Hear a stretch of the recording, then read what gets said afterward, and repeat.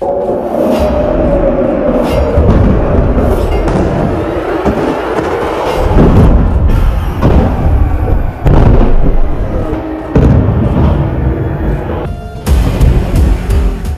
7 अक्टूबर का हमला, जब इजराइल के साथ पूरी दुनिया को इस अटैक ने हैरान कर दिया।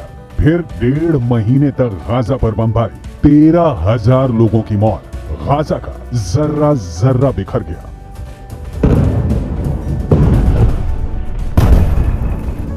अक्टूबर बीता, नवंबर भी खत्म, लेकिन उससे पहले 24 नवंबर को सीज फायर के साथ बंधकों की रिहाई। इन सबके बीच एक रिपोर्ट तूफान बनकर आई है, जिसने इजराइल के हमास के खिलाफ चल रहे ऑपरेशन को बहुत बड़े शक के घेरे में डाल दिया है। जितना बारूद गाजा पर नहीं गिरा, उतनी आग इस रिपोर्ट में है।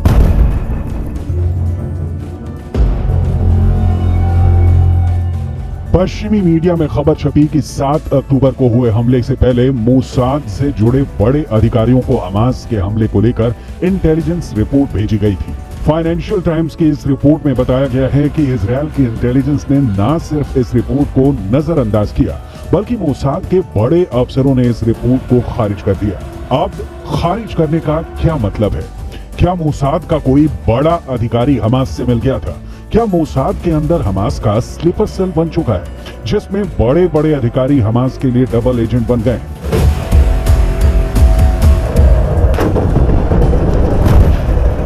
7 अक्टूबर को लेकर इजराइल में बहुत बड़े सवाल खड़े हो रहे हैं और इसके जवाब जब तक नहीं मिलेंगे, बहुत सी गलतफहमियां बनी रहेंगी। जिसमें शक नहीं कि 7 अक्टूबर को हुआ हमला मोसाद की सबसे बड़ी नाकामी रही। पूरी दुनिया ने इजराइल के सुरक्षा चक्र को ढहते हुए देखा और अब मोसाद पर ऐसी उंगलियां उठ रही हैं, जिससे ये बात साफ हो रही है कि 7 अक्टूबर को हुआ हमास का हमला एक तरह से होने दिया गया। इस बात में कोई शक नहीं कि इजराइल की सबसे high profile intelligence agency Mossad पूरी तरह फेल हो गई। हमास ने जब 7 अक्टूबर को खुल्लम खुल्ला इजराइल पर हमला किया, तो उसने 1200 इजरायली नागरिकों की हत्याएं की और साथ में करीब 250 लोगों को बंधक बना लिया। Hamas, in a remarkable act of creativity, burst through the borders of Gaza and seems to have taken a number of Israelis hostage. They've never really done that before. This is unprecedented, and in some ways, from the Hamas perspective, they've done in 2023 what Egypt did in 1973. 7 अक्टूबर का हमला वाकई बहुत खतरनाक था। Israel चंद घंटों तक समझ ही नहीं पाया कि आखिर क्या हो गया, किसने हमला किया, किसने मारा, किससे अगवा किया और कौन कहां से आकर कहां लौट गया। इजराइल का पूरा सुरक्षा अमला अंधेरे में रहा।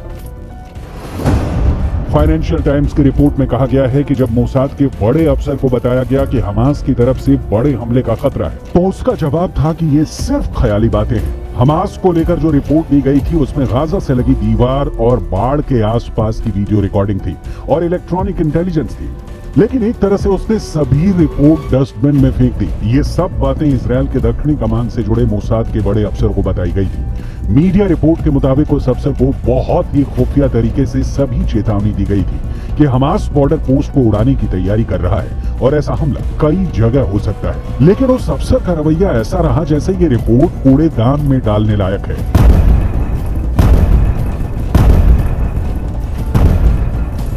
मोसाद को जो खुफिया रिपोर्ट मिली थी, उसमें इजराइल के कुछ ठिकानों का भी नाम था जहां हमास हमला करना चाहता था और 7 अक्टूबर को ऐसा हुआ भी।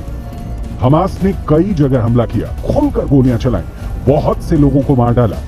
ये सब बातें मोसाद के उस अफसर को बताई गई थी, लेकिन उसने एक भी रिपोर्ट को लेकर यकीन नहीं किया। हमास के खतरे को एक तरह से जानबूझकर नजरअंदाज किया गया। इजराइल की यूनिट नंबर 8200 ने मोसाद के अफसरों तक जो रिपोर्ट पहुंचाई, उसमें हमास के कैडर के बारे में भी बहुत कुछ बातें बताई गई। ये सब बातें हमास को यूनिट नंबर 8200 से पता चली। यूनिट नंबर 8200 मोसाद के इंटेलिजेंस नेटवर्क का ही हिस्सा है, जो हमास के लोकल नेटवर्क पर नजर रखती है।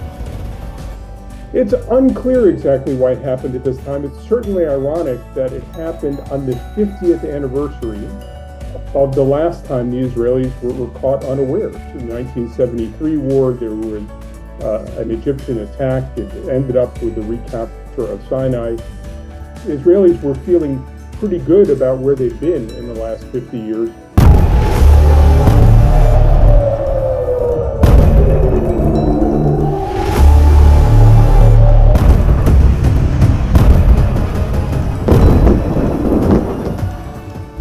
अक्टूबर के हमले को 1973 में हुए हमले के बाद सबसे खतरनाक अटैक बताया गया है।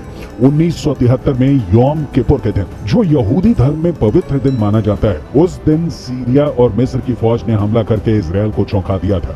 7 अक्टूबर को भी यही हुआ। इजरायल फिर चारों खाने चित हो गया। उसके बाद इजरायल की बमबारी से जो कुछ भी हुआ, चाहे उसने गाजा को पूरी तरह मिटाने वाली बमबारी की हो, लेकिन सच यही है कि इजरायल की खुफिया एजेंसी मोसाद की हैसियत पूरी तरह मिट्टी में मिल चुकी है। हमास के हमले के खतरे को ख्याली बातें बताने वाले अफसरों को लेकर कुछ और बातें पता चली हैं। इजरायल के एक सरकारी चैनल कान की रिपोर्ट है कि हमास के हमले की ऐसी वार्निंग सैनिकों ने अपने वरिष्ठ अफसरों को दी थी। वार्निंग में बताया गया था कि हमले के दौरान विमानों को गिराया जा सकता है और फिर हमास इजरायल में कई जगह अपने झंडे लगा देगा। मोसाद और इजरायली सेना के टॉप के अफसरों ने अगर ऐसी रिपोर्ट खारिज की तो सवाल उठना लाजमी है। इंटेलिजेंस रिपोर्ट खारिज के कई मतलब निकाले जा सकते हैं। कई सवाल खड़े होते हैं जिसका जवाब मोसाद को ही देना होगा।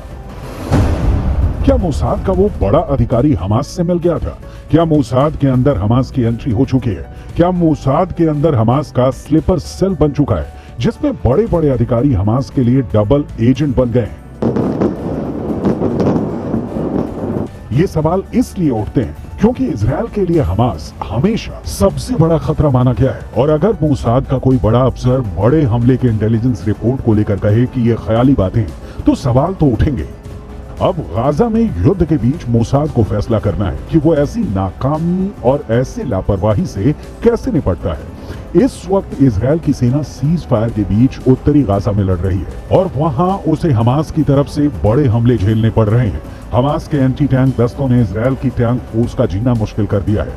हमास का दावा है कि वो इजरायल के 180 से ज्यादा टैंक और बख्तरबंद गाड़ियों को फोड़ चुका है और अब उसकी निगाह इजरायल के सॉफ्ट टारगेट पर है, यानी उसके सैनिकों की वो टोलियां जिन पर हमला करके हमास बड़ा स्कोर बनाना चाहता है। फिलहाल इजरायल के प्रधानमंत्री चाहते हैं कि गाजा से बुरी खबर न मिले और इस वक्त बंधकों की रिहाई ही उनका सबसे बड़ा एजेंडा है। אבל אני מדגיש לכם, המשפחות ולכם אזרחי ישראל, אנחנו מחויבים להחזרת כל חטופינו. זוהי אחת ממטרות המלחמה, ואנחנו מחויבים להשיג את כל מטרות המלחמה.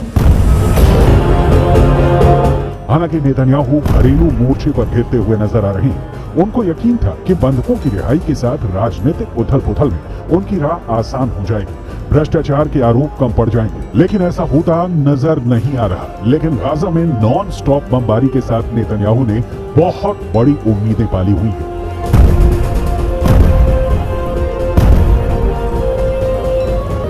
He's going to show that he's a strong leader by leading a strong attack into Gaza.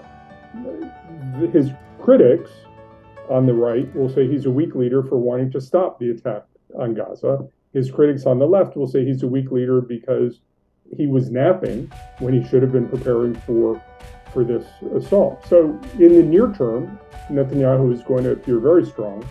In the longer term, Netanyahu is going to be attacked on his right and on his left.